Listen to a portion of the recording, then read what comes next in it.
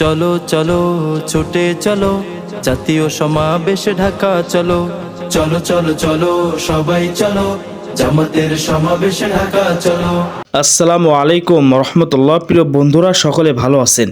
আজকে আমি রওনা হয়েছি বাংলাদেশ জামাতি ইসলামের যে মহা সমাবেশ হবে ঢাকায় সরোয়ার্দী উদ্যানে, সেই উদ্দেশ্য নিয়ে আমার মনের মধ্যে সবসময় জাগতে লাগলো যে এই বাংলাদেশের জমিনে কতই না দল এসেছে, কত মানুষ নির্বাচনের আগে কতই না কথা বলেছে।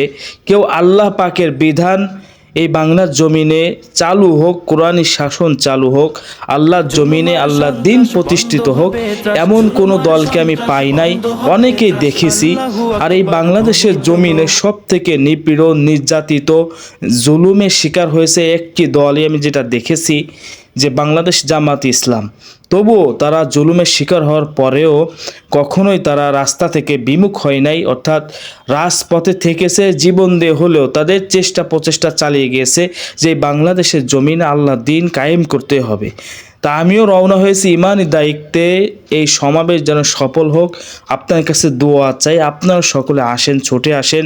অনেক দল দেখেছি আজকে বাংলাদেশে চাঁদাবাজি, যারা ক্ষমতা এখনও পায়নি তবুও চাঁদাবাজি করে মানুষকে হুমকি ধুমকির মধ্যে ফেলে দিচ্ছে অলরেডি, আপনারা সকলে জানেন।